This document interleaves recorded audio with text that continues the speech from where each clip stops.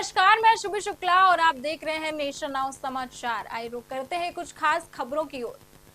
कांग्रेस नेता राहुल गांधी की नागरिकता का मुद्दा उठाने वाले कर्नाटक निवासी एस विग्रेश शिशिर ने दावा किया है कि उनकी जान को गंभीर खतरा है। इस पर इलाहाबाद हाई कोर्ट की लखनऊ खंडपीठ ने केंद्र सरकार को आदेश दिया है कि शिशिर को केंद्रीय सशस्त्र पुलिस बल यानी सीएपीएफ की 24 घंटे सुरक्षा उपलब्ध कराई जाए। अदालत ने साथ ही केंद्र और अन्य पक्षकारों को 9 अक्टूबर तक पीएमओ से गृह मंत्रालय को भेजे गए प्रत्यावेदन पर निर्णय और उसका जवाबी हलफनामा दाखिल करने के निर्देश दिए हैं। वहीं फर्रुखाबाद के नवाबगंज क्षेत्र में युवाओं ने ट्रैक्टर से खतरनाक स्टंट कर सोशल मीडिया पर सनसनी फैला दी है। हवा में खड़ा ट्रैक्टर दो ट्रैक्टरों की ओर आजमाइश और रील बनाने का जुनून। ये वीडियो वायरल है, लेकिन सवाल ये है क्या ये रील रियल लाइफ पर भारी पड़ रही है। वहीं फर्रुखाबाद के मोहम्मदाबाद क्षेत्र में इटावा बरेली हाईवे पर गैस कैप्सूल टैंकर और डंपर की आमने सामने भिड़ंत में ट्रैक्टर चालक की दर्दनाक मौत हो गई। चालक का शव केबिन में फंसा रहा, जिसे पुलिस ने 1.5 घंटे की मशक्कत के बाद निकाला। हादसे से हाईवे पर लगा लंबा जाम। वहीं मुरादाबाद में डूडा कर्मचारी की हत्या की गुत्थी पुलिस ने 24 घंटे में ही सुलझा दी है। मुठभेड़ में 5 हत्यारे गिरफ्तार हुए, 2 को लगी गोली। पैसा बना जान का दुश्मन और वारदात ने पूरे शहर को हिला दिया है। पुलिस की तेज कार्यवाही से अब असल गुनाहगार सलाखों के पीछे हैं। एनकाउंटर हुआ क्या है? देखिए, कल थाना मझौला के न्यू मुरादाबाद क्षेत्र में एक मर्डर की घटना घटी थी और वहाँ उसमें छानबीन से पता चला था कि जो मृतक था, जिसका मर्डर हुआ था, उसका नाम हर्षित ठाकुर था और वो नया मुरादाबाद क्षेत्र में ही रहता था। उसको लगभग 2:30-3 बजे रात में एक गाड़ी से कुछ अपराधियों ने घेर करके उसके साथ गाड़ी तोड़ी, उसके साथ मारपीट की, उसके बाद उसका मर्डर कर दिया गया। इस घटना के अनावरण के लिए हम लोगों ने टीमें लगाई थी। आज हम लोग के पास इनपुट था कि जिन लोगों ने हत्या की थी उनका संभवतः किसी कारणवश उसी एरिया में पुनः मूवमेंट हो रहा है। इस सूचना पे सीओ सिविल लाइंस और एसएचओ मझौला की टीम चारों तरफ लगी। उसी समय एक i20 कार जो व्हाइट कलर की थी, बिना नंबर प्लेट की थी, वो वहाँ पर निकलती हुई दिखी। उसको रोक करके चेक करने का प्रयास किया गया, लेकिन वो गाड़ी रुकी नहीं, भागी। उसमें 5 लोग थे। जब उनका सामने से उन्होंने गिरा दिखा तो 5 उसमें से निकल के भागे। 2 लोगों ने हमारी टीम पे अटैक किया, लेकिन जवाबी कार्रवाई में वो दोनों घायल हो गए। बाकी 3 वहाँ से और फरार हो गए, जिनको बाद में कॉम्बिंग में हम लोगों ने पकड़ा है। बेसिकली जो जो घायल हुए थे उसमें एक का नाम शुभम ठाकुर है, दूसरे का नाम मोहम्मद वासित है और जो बाकी कॉम्बिंग में पकड़े गए थे उसमें एक अभिषेक सैनी है, दूसरा राहुल पांडे है और तीसरा अनमोल जाटव है। इनफैक्ट इन लोगों से जब पूछताछ की गई तो ब्रीफली इन लोगों ने बताया कि जो घटना कल घटी थी, जो हत्या की घटना कारित की गई थी, वो इन लोगों के द्वारा ही की गई थी। ये पांचों थे और जो घटना में गाड़ी यूज़ की थी वो गाड़ी यही थी, i20 गाड़ी ही थी। इन लोगों के पोजीशन से वही जो असला है जो लोगों ने यूज़ किया था, असला हम लोगों ने बरामद की है। हुक्का करतूस, जिंदा करतूस बरामद हुआ है। प्लस जिस गाड़ी को इन लोगों ने उस घटना को करने में यूज़ किया था, उस गाड़ी को हम लोगों ने रिकवर किया है। तीनों तीनों को थाने भेजा गया। बाकी जो 2 घायल हैं उनको हॉस्पिटल में अभी इलाज चल रहा है और इसमें जो अग्रिम मैदानी कार्रवाई है वो की जा रही है। मर्डर की वजह क्या रही? क्यों मारा गया उसे? देखिए, जो इन लोगों ने बताया उसके हिसाब से जो ये मृतक हर्षित ठाकुर था, ये नगर निगम में संविदा कर्मी था और वहीं पर कुछ दुकान दिलाने के नाम पे इसने कुछ 5-6 लाख रुपए लिए थे और उस 5-6 लाख रुपए का वो लोग वापस मांग रहे थे, क्योंकि उनको दुकान मिली नहीं थी। दुकान नहीं मिली और पैसा वापस मांगने का ही एक मेन मोटिव रहा। ये पैसा नहीं दे रहा था हर्षित ठाकुर, इसीलिए इन लोगों ने एक प्लान के तहत इसको 27/28 की रात में यानी 2:30-3 बजे के आसपास इसके घर के पास ही नया मुरादाबाद क्षेत्र में उसको गाड़ी को रोक करके उसकी गाड़ी को तोड़-फोड़ की गई। उसके बाद उसको गोली मार के उसकी हत्या की। दुकान कौन सी थी? देखिए, इसमें बताया जा रहा था, जो अभी इन लोगों ने बताया कि जो नगर निगम में जो दुकानें आवंटित होनी थी, कियोस्क वगैरह, उसी के नाम पर चूँकि वो वहाँ काम करता था, तो उसी नाम पे उसने पैसे लिए थे, जो पैसा ये दुकान नहीं निकलने के बाद भी वापस नहीं कर रहा। मुख्य आरोपी कौन है? देखिए, इसमें जो भी घायल जो हुए हैं, जो शुभम ठाकुर है, मोहम्मद वासित है, या अभिषेक सैनी है, राहुल पांडे हैं, ये सभी लोग इसमें मुख्य रूप से इन्वॉल्व हैं। देखिए वो अभी छानबीन कर रहे हैं। अभी चूंकि ये लोग कुछ देर पहले ही अभी मुठभेड़ में गिरफ्तार हुए हैं, तो इसमें हम लोग बाकी छानबीन कर रहे हैं और इनको मैनपुरी में शराब के धंधे ने औद्योगिक रूप ले लिया था। टेट्रा पैक में पैक हो रहा था नशे का जहर। पुलिस और आबकारी टीम ने मिलकर हाईटेक अवैध फैक्ट्री पकड़ी। 333 लीटर शराब, 20,000 रैपर, मशीनें और आरोपी काबू। लेकिन सवाल ये है, शहर में और कितनी ऐसी फैक्ट्रियां छिपी हैं? का भंडाफोड़ किया है आबकारी और मैनपुरी पुलिस ने मिलकर। क्या कुछ मामला रहा? कितनी मात्रा में शराब पकड़ी गई?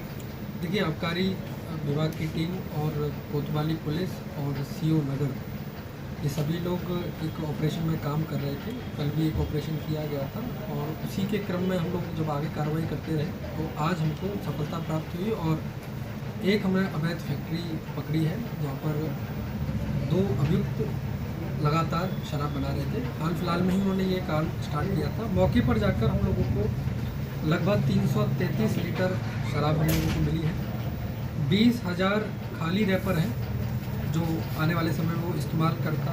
लगभग 450 पीसेस हैं जो ऑलरेडी बने हुए थे। इनके पास वो मशीन भी मिली है, हीटिंग मशीन और एक सीलिंग मशीन, जो कि पैक के अंदर शराब को डालने के बाद ये लोग बंद कर दिया करते थे, सील कर देते थे। इसी के साथ उस पर एक QR कोड भी लगाते थे। तो वो भी लगभग 6,000 पीस हमको फर्जी QR कोड भी हम लोगों को मौके पर प्राप्त हुए हैं। और इस पूरी कार्रवाई में उन्होंने इसमें लगभग 2 से 4 जनपद के में ये लोग ये कारोबार अपना स्टार्ट कर रहे हैं। और हम लोग इसमें लगे हुए हैं कि फॉरवर्ड और बैकवर्ड लिंकेज पर भी हम लोग काम कर रहे हैं। कि इन्होंने बताया कि दिल्ली से ये लोग रैपर बनवाते थे, हम उस पर भी काम कर रहे हैं कि किस कंपनी के माध्यम से इन रैपर्स को बनाया जाता था जो ये लेता था। साथ ही साथ ये आगे बनाने के बाद फैक्ट्री से किस किस को ये आगे बेचते थे, प्रोवाइड कराते थे, हम लोग उस पर भी काम कर रहे हैं। और अभी इस पर हम लोगों ने 2 व्यक्ति को पकड़ा है। एक अमित है जो कुरावली के रहने वाला है और एक ओम प्रकाश, ये दोनों ही कुरावली के रहने वाले हैं। इन पर पहले भी आबकारी में कई मुकदमे दर्ज किए गए हैं और जैसा कि हम लोगों ने आज इनको पकड़ा है, इनको आगे की कार्रवाई हम लोग इसमें कर सकते हैं। सर 7 वर्ष पहले भी इसी जगह पर और यही व्यक्ति बड़े शराब के जखीरे के साथ पकड़ा गया था। आखिर पुलिस की आंखों में कैसे धूल झोंकता रहा अब तक? देखिए, पहले जब ये पकड़ा गया था उसके बाद जाके इस पर कार्रवाई की गई थी। बाद में ये काफ़ी टाइम तक सक्रिय नहीं रहा, लेकिन हाल फिलहाल में ही इसने इसी महीने ये अपना काम स्टार्ट किया है। और जैसे ही हम लोगों को ये सूचना प्राप्त हुई कि इस तरीके की कोई कच्ची शराब की बात आ रही है, तभी आबकारी टीम ने और सीओ SHO कोतवाली की टीम ने और सीओ नगर की टीम ने मिलकर ही इस पूरे ऑपरेशन को कंप्लीट किया। सर अगर जो बात करें तो इसकी पकड़ी गई शराब की कीमत क्या होगी? देखिए, अभी क्योंकि हमको 330 लीटर जो 333 लीटर हम लोगों को बरामद हुई है, तो जो आज के जो रेट्स हैं उसके अनुसार हम इसकी कीमत निकाल लेंगे। बट अभी मात्रा है कि सबसे ज़्यादा की मात्रा, और जो ये अपने घर में बनाते थे वहाँ उन्होंने 2 बंकर भी बनवाए थे जी, जिसके अंदर ये लोग बनाते थे और आसपास के जो फैमिली। वहीं कन्नौज पुलिस महकमे में तबादला एक्सप्रेस ने पकड़ी रफ्तार। कानून व्यवस्था को धार देने के लिए SP विनोद कुमार ने 24 सब इंस्पेक्टरों का कार्यक्षेत्र बदला है। 11 दरोगाओं को चौकी प्रभारी की कमान मिली है। महिला SI समेत कई अफसरों को नए जिम्मेदारियों से नवाजा गया है। वहीं एटा में SSP श्याम नारायण सिंह के निर्देश पर पुलिस ने ड्रोन से निगरानी शुरू कर दी है। जुमे की नमाज और त्योहारों को देखते हुए मिश्रित आबादी वाले इलाकों में ड्रोन सर्चिंग अभियान चलाया जाएगा। छतों से लेकर गलियों तक पुलिस की पैनी नजर, शरारती तत्वों पर अब आसमान से भी पहरा। वहीं बरेली में धर्मांतरण गिरोह के सरगना अब्दुल मजीद पर बड़ा खुलासा हुआ है। पुलिस जांच में उसका पैन कार्ड फर्जी पाया गया है। अब पुलिस उसके बैंक खातों और लेन देन की जानकारी खंगालेगी ताकि गिरोह की फंडिंग और नेटवर्क का पूरा सच सामने लाया जा सके। यूपी में खाद्य संकट के बीच सरकार ने नई रणनीति अपनाई है। अब हर यूरिया की बोरी पर गोदाम और समिति की मोहर लगाना अनिवार्य होगा। इस कदम से तस्करी और कालाबाजारी पर रोक लगेगी और असली किसानों तक खाद समय पर पहुंच सकेगी। वहीं हमीरपुर के परहेटा गांव में गरीबी की मार झेल रहे लोग आज भी पक्के मकान का इंतजार कर रहे हैं। बरसात में छत टपकती है, दीवारों में दरारें हैं। ग्रामीण का आरोप है कि चुनाव से पहले प्रधान जी फोटो खींचकर चले गए, पर आवास योजना का लाभ अब तक नहीं मिला है। मथुरा कहाँ के निवासी हैं? परेटा। अच्छा, ये आप एक कच्चा मकान आप ही का है? हाँ हमारे अच्छा, कब से इस मकान में रह रहे हैं? इस मकान में 5-6 साल रहे। अच्छा, तो ये कच्चा ऐसे जर्जर बरसात में तो बड़ी दिक्कत होती होगी। हम परेशानी पड़ती है साहब। तो आवास के लिए कहीं आपने कुछ किया संपर्क? नहीं, संपर्क नहीं किया। प्रधान के द्वारा एक बार सर्वे करवाया गया है तो वो अभी नहीं आई। कब सर्वे करवाया गया था? ये फरवरी मार्च के लगभग करवाया गया। अभी अभी तो अभी तो प्रधानी के चुनाव आने वाले हैं। हाँ। और इसके पहले 5 साल हो गए तब नहीं सर्वे नहीं, हुआ? कुछ नहीं हुआ इसके पहले। इसकी पंचवर्षी में कुछ नहीं हुआ। अभी तक नहीं हुआ। हाँ, आप कितने लोग रहते हैं यहाँ पे? 7-8 लोग रहते हैं इस घर में। यहाँ पे? हाँ, कच्चा है, फिर बरसात में तो बड़ी दिक्कत होती होगी। परेशानी पड़ती है। चूहा पन्नी फाड़ देते हैं, सगले से चोता रहता है। दर्रे भी पड़े हुए हैं मट्टी के, हाँ तो गिरने का थोड़ा डर रहता होगा। हाँ, गिरने का डर रहता है। वहीं हमीरपुर के मेरापुर माहौल में बाढ़ से बचाव के लिए बनी करोड़ों की पिंचिंग भ्रष्टाचार की भेंट चढ़ गई है। पौधार डैम विभाग की देखरेख में बनाई गई पिंचिंग महज 3 साल में ही धराशाही हो गई। पिंचिंग ढहने से यमुना की कटान में आधा दर्जन मकान समा गए हैं और कई घर खतरे में हैं।